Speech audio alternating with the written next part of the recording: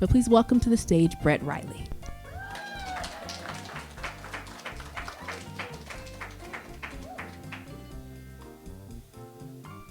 Not a rock star. Wanted to be, failed miserably.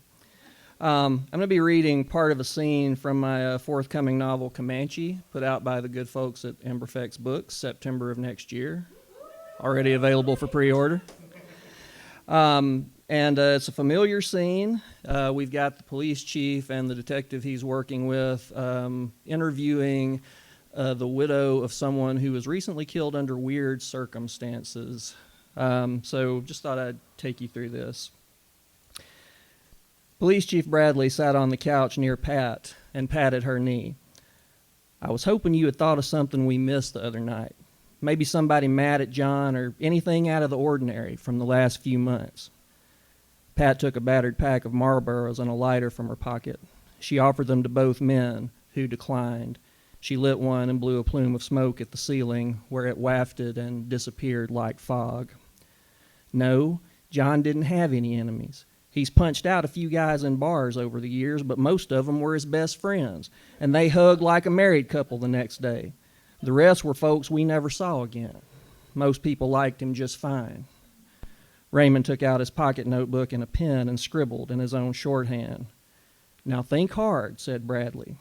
Is there anything you saw that might help us? Something the man said, something he wore, anything. Pat took another long drag and eyed Bradley with something like contempt. You mean other than what I already told you? That the son of a bitch looked like he stepped out of 1870 and didn't have a drop of color on him? How many guys like that can there be in this goddamn town? She looked hopeless, disinterested, as if none of this mattered. She dropped her cigarette in a beer can. It hissed as it went out. Raymond had seen rooms like this before, and not all of them had belonged to grief-stricken wives. Some of them had housed plain old drunks who defined alcohol abuse as the failure to finish a drink. If Patricia Wayne had not been an alcoholic before her husband's death, she would be one soon if she did not snap out of her funk. But Raymond was no therapist. Ma'am, I hope you don't mind me asking, and I hope the chief will forgive me if I'm out of line, Raymond said. But you say this fellow looked colorless. I'm not sure what that means. Pat sighed and favored him with an expression that seemed half patience and half consternation. It looked like somebody cut out a person from a black and white picture and pasted them into the world, she said. You seen them old pictures of cowboys with dust all over them, or a rebel soldier in his gray uniform? This wasn't like that. It was like the sun had bleached him out. Not just his clothes, his skin and his hair, too. Even them guns he shot my John with. All of him. Raymond looked at Bradley and raised his eyebrows. I can see using makeup to hide your face, Chief Bradley said, but I don't know why anybody would do that to his guns. Pat turned to him and sat up straight. It wasn't no fucking makeup, Bob Bradley. It was just him. Hell, I don't know what you want from me. I done told you who killed John. Or what? Raymond looked at Bradley. The chief's face reddened. Now, Pat, you know that don't make sense. He turned to Raymond. She believes the Piney Woods kid killed John. Pat Wayne scoffed. Then she got up and walked down the hall, her footfalls thudding on the bare floor. Then the sounds of drawers opening and slamming shut, of Pat's muttering. Raymond and Bradley stood there, unsure what to do. Raymond shifted from foot to foot. When Pat came back, she carried a newspaper clipping in her hand.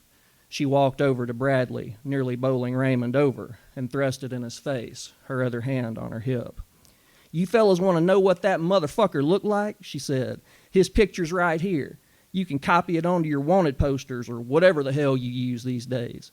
I'm telling you, the Piney Woods kid killed my husband, and I don't care how it sounds. Bradley did not take the clipping. We already saw that, he said, but we need a live suspect to investigate, some motive. There just ain't no way to track down and question a fella that's been dead over 100 years. And we can't find another connection between your husband and the folks in this picture. If there's anything else you might know, Pat crossed her arms and scowled. I don't know anything else, and I don't know how to make that any plainer. 2 folks in that picture are dead. It's your job to figure out the rest. but we already looked. I don't give a damn, she shouted. You just get out there and catch that piece of shit. Find a priest or call a goddamn psychic. I don't care how you do it. Don't let him get away with this. She put her hands on Bradley's shoulders, her face inches from his, her voice low and deadly and sad. You hear me? Don't you let him get away with it. Thank you.